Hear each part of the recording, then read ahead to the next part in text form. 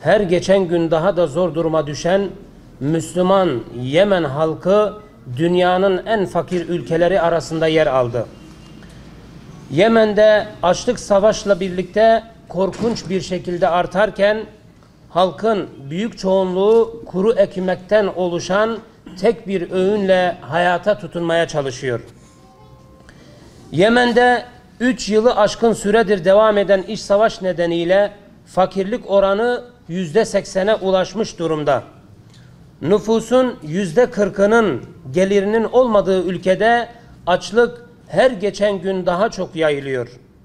Yemenliler için günde 3 öğün yemek hayal, en şanslıları ise günde 2 öğün bulurken büyük çoğunluğu kuru ekmekten oluşan bir öğünle yetinmek zorunda.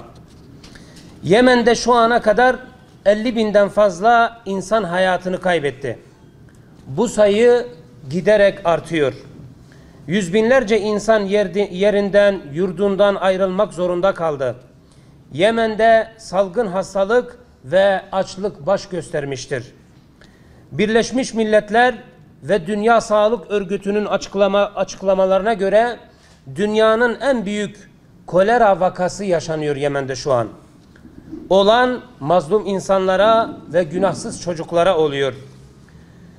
Gün geçmiyor ki açlıktan çocuklar ölmesin. Hatta her 10 dakikada bir çocuk ölüyor. Ülkenin nüfusu 28 milyon.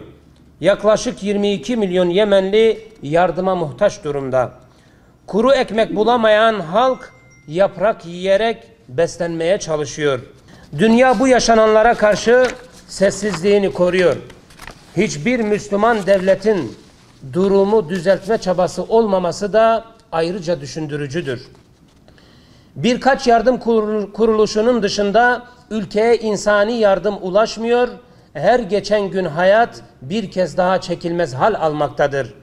Hem dünya hem de İslam ülkeleri bu vahşet karşısında sağır ve dilsiz rolünü oynamaktadır. Yemen tarihinin en acı günlerini yaşıyor.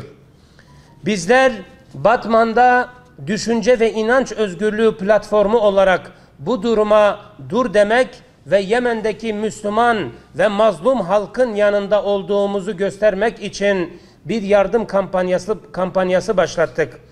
30 TL kahvaltı bileti, 20 TL'lik bağış bileti şeklinde kampanyamızı sürdüreceğiz ve kahvaltımızı inşallah 23 Aralık Pazar günü Elit Düğün Salonu'nda gerçekleştireceğiz. Duyarlı tüm Batman halkımızın Yemen'deki bu açlığa ve cılız kalmış çocukların çığlığını duymalarını ve kampanyamıza desteklerini bekliyoruz.